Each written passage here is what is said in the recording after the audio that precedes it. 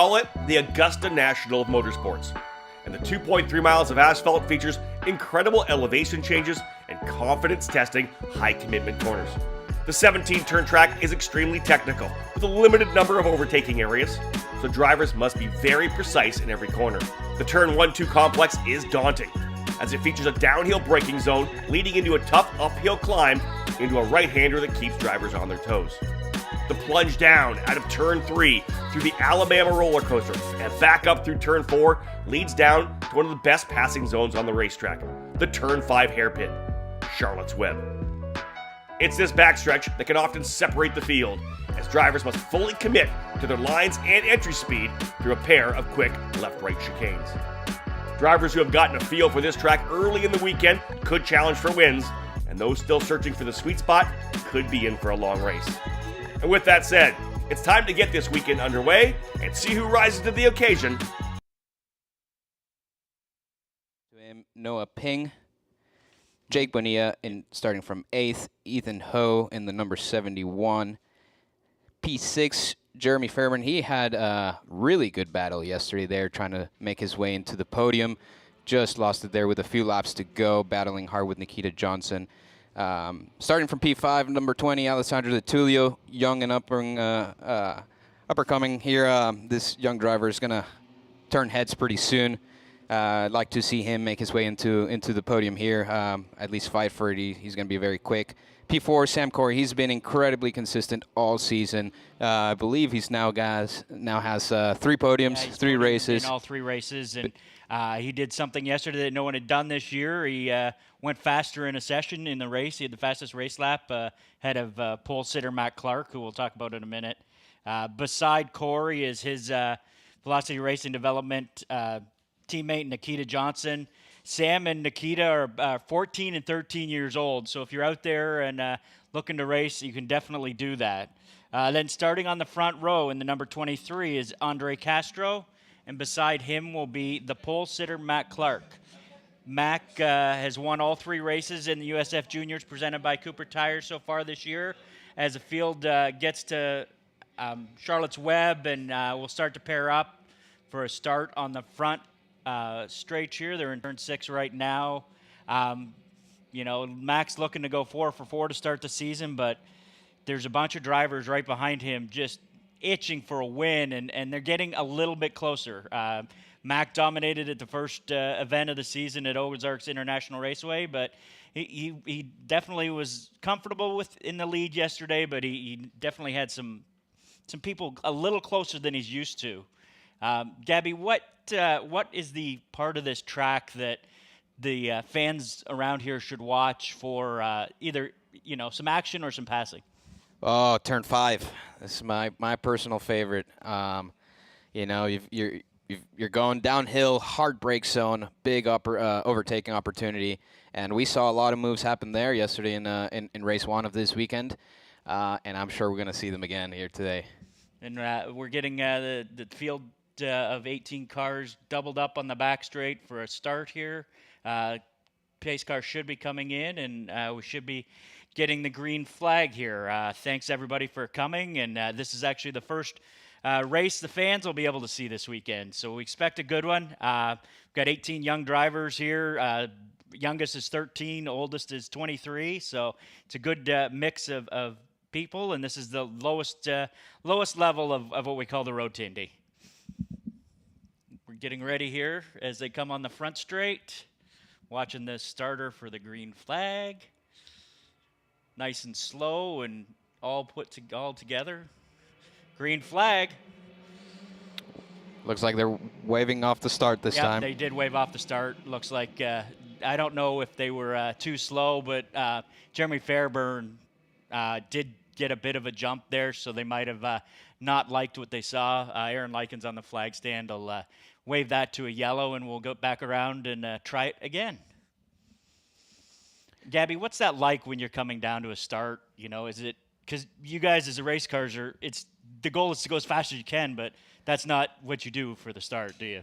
No, and especially, if you're on the front row and you got a guy like Matt Clark starting from pole where he's been pretty dominant so far all season, you might only get a chance at him at the start. So you're itching to try to get a jump on him, and maybe that's what happened here. They had to wave it off. Might have been a little bit of an early go there for outside pole. So we'll see. You're always trying to think how can I gain some positions without being looked at closely by race control. Yes, yeah, you never want to be that guy that gets into trouble with race control. They're down in Turn 8 and Turn 9 now. They'll be coming back up the back straight for the fans out there under the trees, which is one of my favorite spots to watch from on this track. You can see Turn 5 and the back straight. You can see pretty much the whole track from over there. So if you're here, that's definitely one place to watch. But it's awfully nice to be back here at Barber Motorsports Park. It's one of my favorite tracks to come to. I know as drivers, you guys love it too, don't you? It's certainly a driver's track. That's absolutely 100% true. And you know what?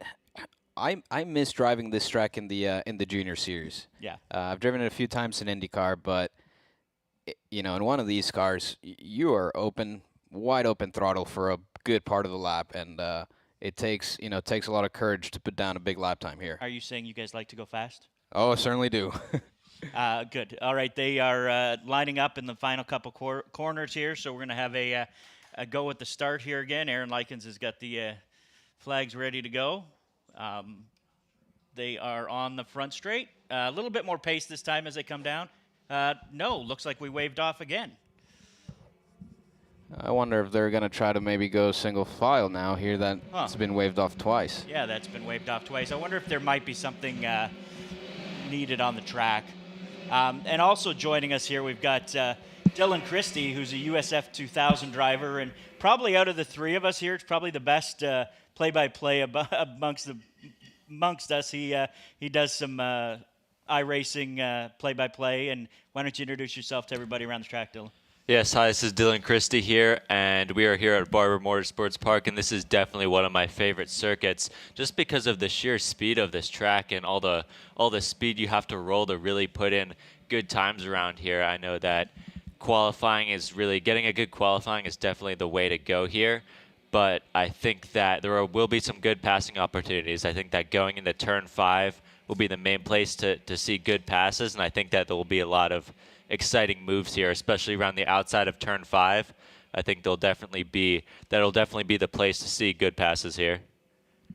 And we do see why they have waved off the start. Jake Bonilla from the D-Force gang must have come to a stop on the track somewhere. The track crew has got him flat-toed just about off the circuit now, so hopefully we will go green. That puts us down to 17 cars. Jake was set to start in P8, so that's a tough go for him. He's been pretty consistent so far and has been learning. He's got a little bit of F4 experience in the past. And what does that do as a driver, guys, when there's a hole in the starting spot? If you're behind him, you must just love that, right?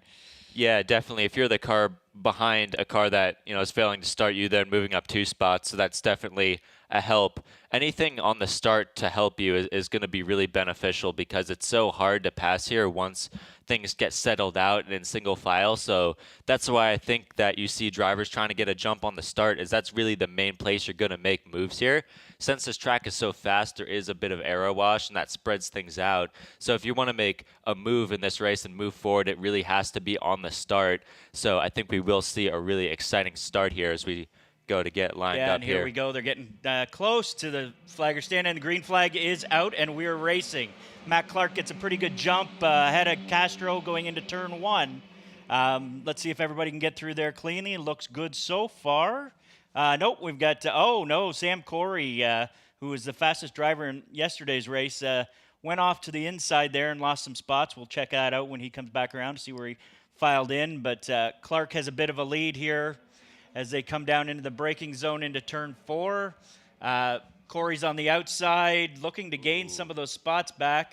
That'll put him in a good spot. Nope, he gets squeezed out there, and they file in. But Andre Castro in the 23 is right behind Matt Clark as they head to the museum corners 8 and 9.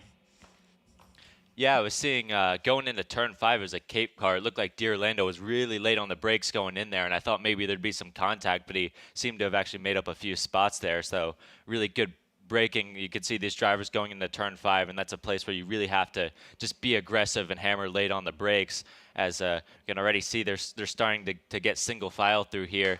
Turn 12 is definitely a place you have to be careful on the start, and you can see drivers being a little cautious through here. But for the most part, pretty spread out. No side-by-side running through here as of yet. Drivers just playing the long game, and I think that as tires wear and things start to settle in, you'll see a bit more battling. But for the most part, these drivers being fairly clean and just getting out of trouble in the opening stages here. So Clark's got a good 5 or 6 car length lead after the first lap, followed by Castro, Johnson, Corey, Fairburn, Sherlock, who's moved up, Ho, Ping, Burketh, Tucker, Cox, Jameson, Bustamante, Bolin, Bonilla, and actually we've got a couple drivers that did not take the green flag, it looks like, DeTulio and Isambard, but I think possibly our timing is off, so we'll take a look at that as they head back into Charlotte's Web, turn 5.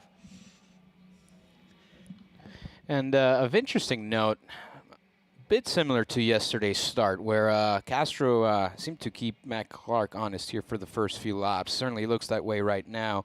And then Clark started to just open up a small gap, which he held for a better part of the race until Sam Corey got into that P2 position and started to reel him back in those late stages of closing laps of the race. So we'll see how that develops here today. Certainly these drivers are trying to look after their tires. Barber is a very hard track on the tire. It really takes toll on especially that left side, since got a lot of right-hand high-speed turns here. Yeah, and I did kind of walk through the paddock before the race started, and I think VRD is the only team that had most of their drivers on all sticker tires to start this race. Matt Clark had left side fresh stickers. Like you said, the lefts were a little harder on the lefts here. So what does that mean, you know, when a driver has the sticker tires versus starting off with the used tires here? I'd say that with new tires on the left side, which I know that Matt Clark and the D-Force drivers have been doing, is it really helps to limit the wear in those long duration corners. Turn 3, which is really your main corner for tire wear, is having new tires on that left side will really help to make sure that those tires aren't wearing as fast as if they were on old tires. And that really just helps the drivers deal with tire management. I know talking to Matt Clark, because he's my teammate, he was talking all about, of course, being quick, but also being consistent in managing that tire wear, not only being quick lap by lap, but just playing the long game and having a smart race, you know, just staying out of trouble, being consistent lap after lap will really help that tire wear and help in the later stages of the race when drivers typically struggle with issues with the tires. And out front, it looks like it's a pretty solid lead for Clark, but behind them, there is some battling. Looks like mid-pack. We've got some side-by-side action through turn 9, which is not unusual. It's not a normal passing spot, but with these drivers, they can get it done with this car. Looks like Clark's got about a half-second lead right now, but Castro has turned the fastest lap of the race, so that, you know, and he is, as he crosses the start-finish line to start lap 5, they're pretty much nose to tail, and then they've got a gap back to third and fourth, and the rest of the field's pretty tight right now. Is it basically waiting on this track, you know, other than turn 5, waiting and hoping that one of your competitors makes a bit of a mistake? Yeah, I'd say that waiting and being patient, but also really putting the pressure on, and we can kind of see here Andre Castro putting quite a bit of pressure on Matt Clark as is that a pass attempt down the inside. Yep, that's for Fairbairn P3. took a look to the inside there. Did not make the pass in turn 5. Dropped back in behind Nikita Johnson. Yeah, we could see Fairburn, like I was saying, just putting on the pressure for that P3 position and just making sure that the driver ahead is looking in their mirrors, trying to pressure them to make a mistake, because the main way you're going to make a pass here is if the driver in front makes a mistake, and we can see drivers really putting the pressure on, just pulling out, trying to make it look like you're going for a pass and doing all these things that will make the driver ahead look in their mirrors and maybe make a mistake. And, wow, they look like they're going side by side on the back straight into turn 12. Looks like Fairbairn might have got that pass done. That's not a normal passing spot, is it, gentlemen? Not at all. And really, that battle has allowed Castro and Clark to get a pretty sizable lead over P3 now. Looks like they're completely on their own now. Let's see who comes around here in third. That's Fairburn, I think, up into P3. Yeah, right. Fairburn did get up into P3, and actually Corey moved up into P4 after dropping down to P6 on the opening lap, so he's moving back forward. He was the fastest driver in the field yesterday, so it's not surprising to see him moving forward. Talk us through what it's like to drive the Alabama roller coasters, what they call it, turns 1, 2, 3.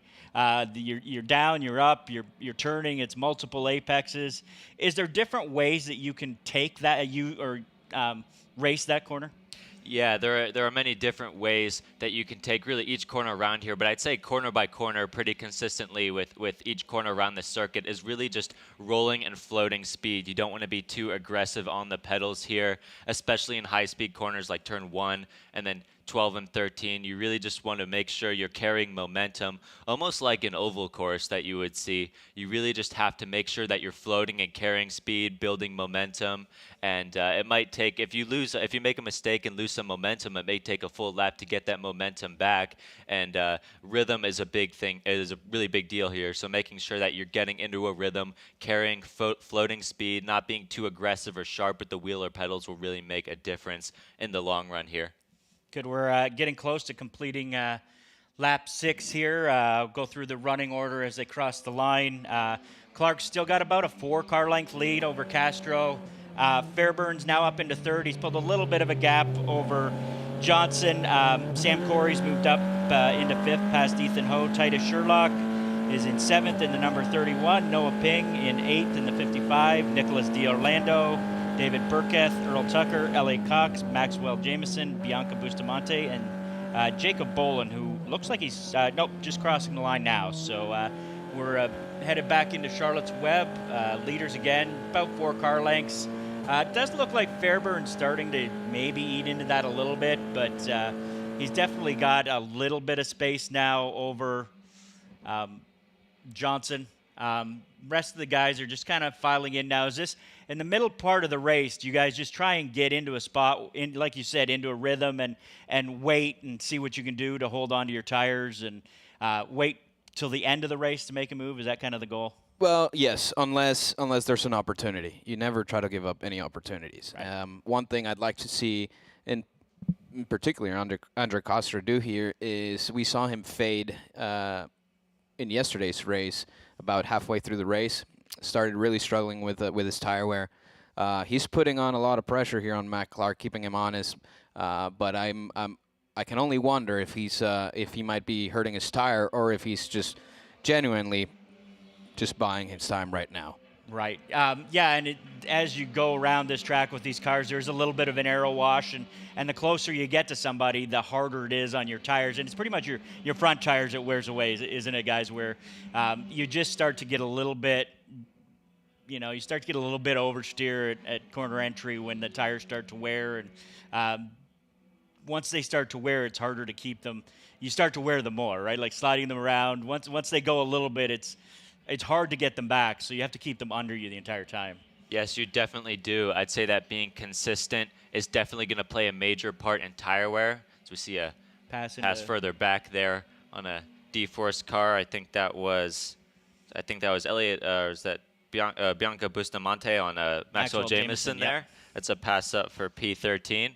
But yeah, as I was saying, just being consistent, not turning too much, not turning too sharply, and just being really smooth and flowing with the pedals will make a difference in the long run with the tires. And I think that whether Castro or Clark, whoever's able to do that better, will have the advantage in the long run, since they are pretty similar on pace right now. Last time by, Matt Clark ran a 127.6 and Andre Castro a 127.7.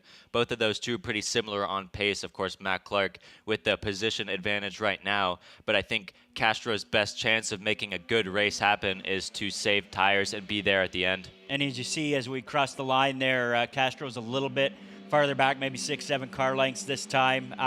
Gabby, maybe tell us a little bit about your role as the driver coach for the series and what it's like to work with young drivers. You know, you've been there, done that. You've raced a lot here. You've raced in Europe. What is it like to teach these drivers, the young drivers, what it's like to become a professional driver? Well, it's great. It really reminds me of, my years in the entry-level open wheel series. It brings back some really great memories where every single session you're out on track, you're learning something. You're finding more speed. You're, increasing your skills with tire management, with your speed on track, feedback for your engineers. So it's actually really fun. And what I've seen here, obviously, with this field is there's a wide range of experience in this field. And like you said, we've got as young as 13-year-old drivers and oldest driver 23 years old in the field. So we've got a wide range of experience. And what that makes my job is I have to be very dynamic in my approach to each individual driver. Some drivers really just need a little bit of help, with some input on racecraft, while others, we might be trying to help out with finding some pace. So just really depends on the individual here. But so far I'm enjoying it. I kind of, like I said, it's a bit nostalgic, the experience here. Yes, I think you might have made your U.S. debut. No, probably at St. Pete, but I remember you raced here in what it was at the time. It was Star Mazda. That's right. With JDC, and that was a good series. And we've got a lot of young drivers here, and we just did get the crossed flags for halfway. We still got Clark. Pulled about a 7/10 second of a gap to Castro in second. The rest of the field stayed the same. Fairburn's still on the last spot on the podium. He's got about a 0.6 of a second lead over Nikita Johnson. Sam Corey's right there. Ethan Ho's in 6th. Titus Sherlock in 7th. Noah Ping in 8th. Nicholas D. Orlando in 9th. And Earl Tucker runs out the top 10 as we finished 10 of the 20 laps of this race. And, this is actually a fairly long race for these drivers. Talk about maybe how physical this track is compared to most of the other tracks we race on. Like Gabby said, it's high grip. What does that do for the physical side of being a driver at this track? This track is definitely very physical. Talking to each driver from Indy Pro, Indy Lights down to USF Juniors, this track is really up there in terms of how physically tiring it is. I think that's in part due to coming through, I believe that's 14 through 16, the high G's of that corner and the strain that has on your neck. And that's not something that you would really think about, but those forces that you have on the upper body and the neck, really over a course of a long race, you start to get tired out, and it's really easy to knock you out of a rhythm. These cars also, these USF Junior cars, are really physical in terms of your arms and how heavy the wheel is. I've heard that the wheel's pretty heavy on these cars, and with the long duration corners that Barber presents, this track really will start to wear on your neck and your arms. And of course, just the G-forces, your core as well. There's so much that these drivers have to train in order to be prepared for a long 20-lap race here at Barber. Again, we're just past the halfway point of USF Juniors presented by Cooper Tires race here at the lovely Barber Motorsports Park. This series is sort of the beginner series. It's an 18-race series where the winner of this series gets a $225,000 scholarship to move up to USF 2000, where Dylan races. And Dylan, maybe... Oh, and we've got a spin, looks like... Turn 9. Turn 9. Driver is continuing. Looked like it was a DC Autosport with Cape Motorsports driver. We'll check who that is when they come back around, but the green flag has stayed out. We've got 8 laps to go. We just crossed over that point, and Clark is now got an 0.8 of a second over Castro, and those two have continued to pull away from Fairburn in third. He's 5 seconds back, which that's pretty safe for the front two. So it looks like we've got a two driver battle out front with Clark just pulling a bit of a gap here. Like Gabby said yesterday, it's not quite as extreme as it was. We've got, looks like, some action going into Charlotte's Web. And there's it would look like Earl Tucker is the driver that had the issue in turn 9, but he did continue. He just crossed the line, so we stay green here. Gabby, maybe explain, as a junior series, how important we had 20 laps of green yesterday. We've gone 12 laps so far of green here. How important is for these drivers to get the green flag running on a race weekend? Extremely important. Like I said, at that age, at that stage in your career, every lap that you turn, you're learning something. You are getting better. So that is one of our priorities of this series is as many green flag laps as we can, and we are preaching this to the drivers at the drivers' meetings, in my personal coaching sessions with them, is, you know, you need to be focused, you need to be fit, and that's going to help you minimize your mistakes on track. And in return, you're just going to get a lot more learning done if you stay on track. Racetrack stays green. I do want to talk about real quick. This has turned out to be very similar to yesterday, where we had some action first couple laps. Everyone settled in kind of halfway through the race. And as we talked about how physical this track and this car is in particular, I was watching some onboards from some drivers yesterday, and I could tell they were wearing out. Their necks were falling apart. A lot of them had to change the grip that they use on the wheel, how they hold it as they prepare for each individual corner. They got to change the basically where they're holding the wheel to get a little bit more leverage.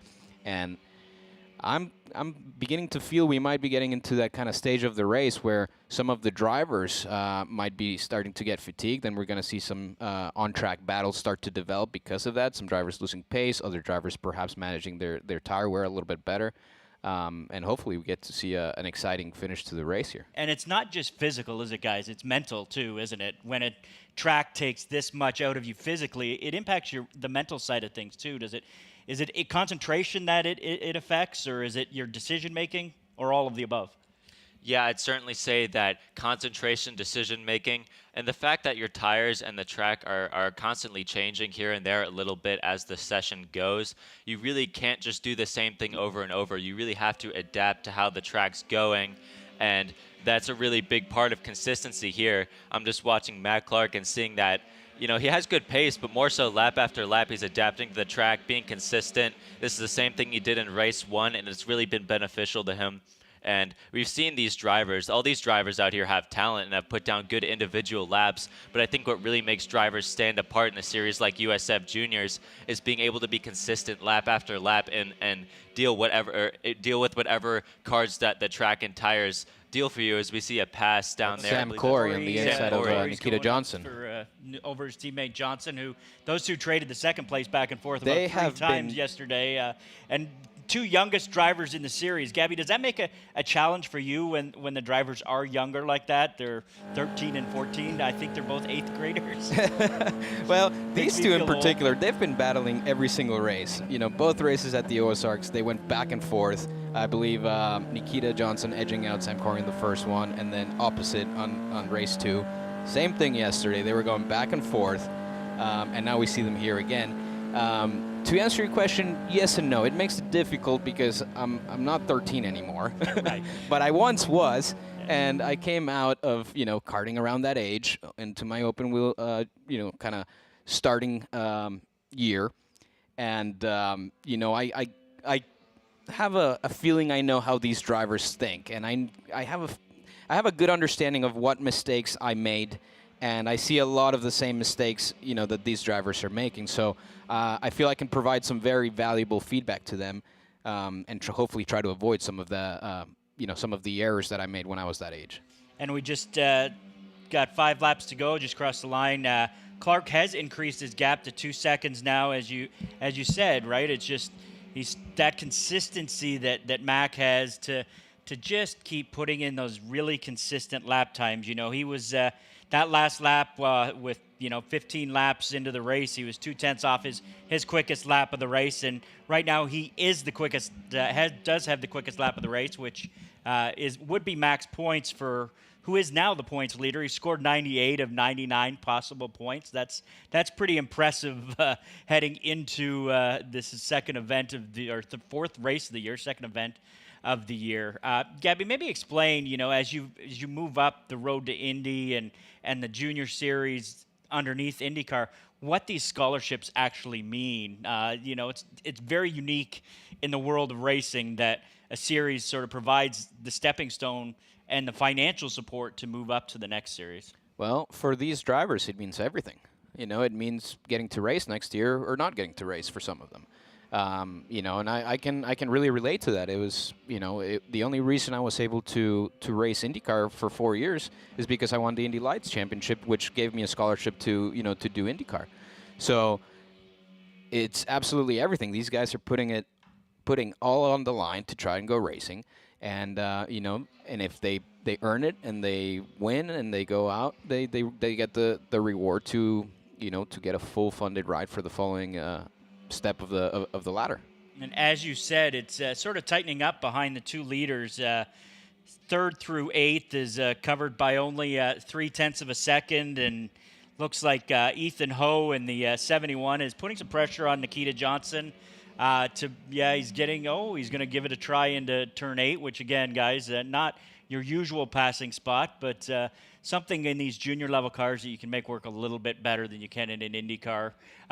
Gabby, you started your career in Formula BMW.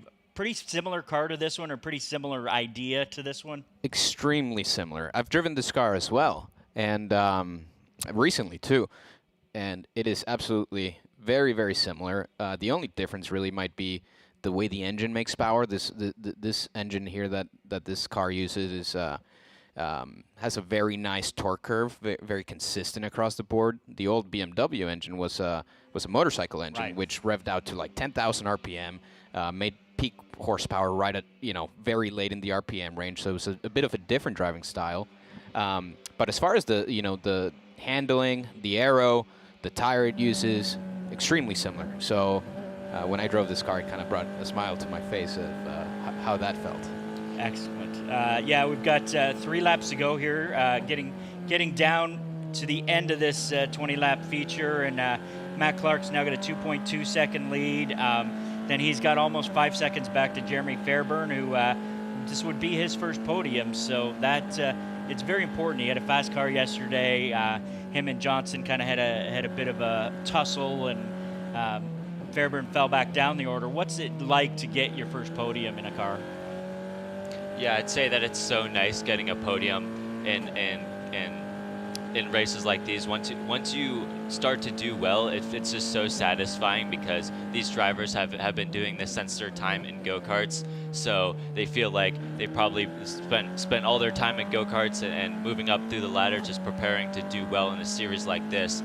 And you can just see how much passion these drivers have.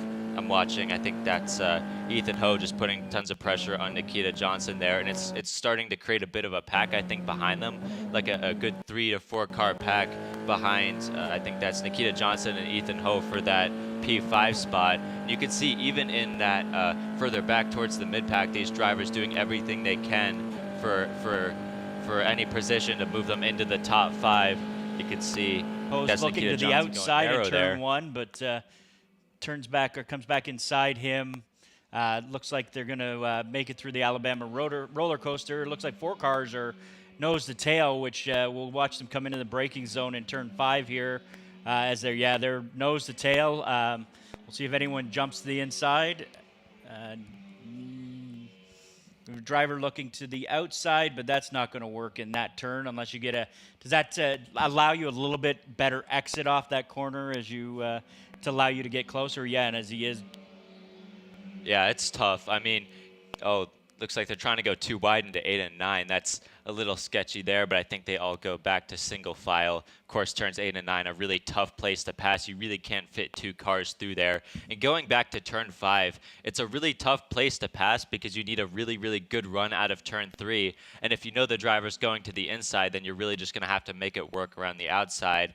As now that's Ethan Ho under quite a bit of pressure going into 12. I think that's a car trying to go around the outside. I think that's Titus Sherlock maybe attempting to make a move there into 12 as they bunch up there, going side by side through 14. We'll see if they're able to make anything happen here. Hopefully they can stay out of contact. Of course, this final corner, a really tough place to get through without issues, but that's Ethan Ho able to hold off that bunch of cars behind them. And I think for the most part, the positions are pretty similar, as I believe that's looks like they're going to go 3 wide into turn 1, and we've got the white flag laps, so it's pressure is on those drivers running just to try and get those last few positions. Matt Clark has a good lead, headed to the white flag, or getting the white flag here, but yeah, we're going 2 wide back behind him. No, 3 wide. 3 wide going into turn 5. Oof.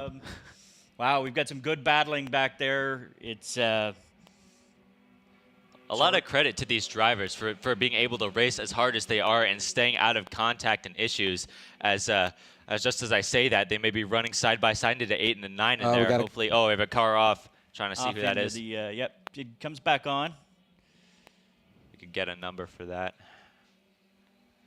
Sorry, guys, we don't have timing and scoring screens, so we're going off our phones, which, I'm old and my eyes are going away. But we got to pass into turn 5 here. Earl Tucker gets one of the positions back that he lost, but we've got Matt Clark coming to the line here. He's going to celebrate with the DE Force Racing Squad. He goes 4 for 4 to start the season.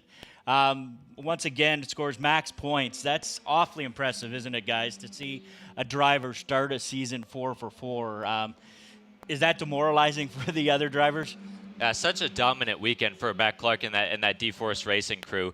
Matt Clark just been incredibly consistent all weekend, and we've really seen that pay off here. Just managing tires and staying out of trouble, as well as putting down good qualifying times early in the weekend. That's really paid off for Matt Clark, as well as Andre Castro, who stayed out of trouble pretty well as well. He finishes P2. And then Jeremy Fairburn, who moved up quite a bit, up into P3.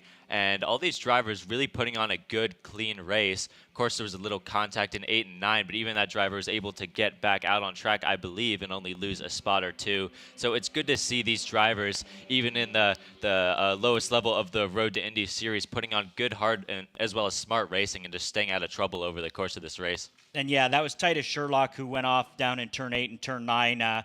Like Dylan said, he lost a couple of spots to Noah Ping and Ethan Ho. So we'll go down your running order after 20 green flag laps of USF Juniors presented by Cooper Tires action. Matt Clark, 4th win of the year. Andre Castro comes home in 2nd.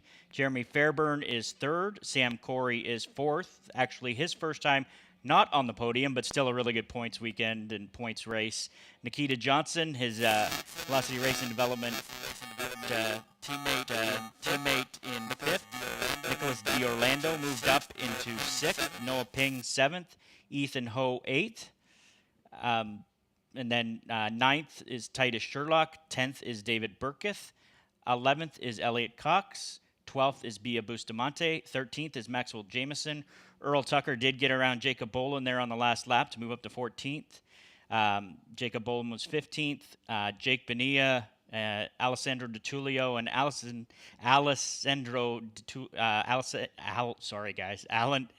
Isambard moved into first as Matt Clark pulls into the pit lane here, and we'll go to victory lane and get to celebrate with his team. And we're going to pass it back over here to the PA crew, and thanks so much for.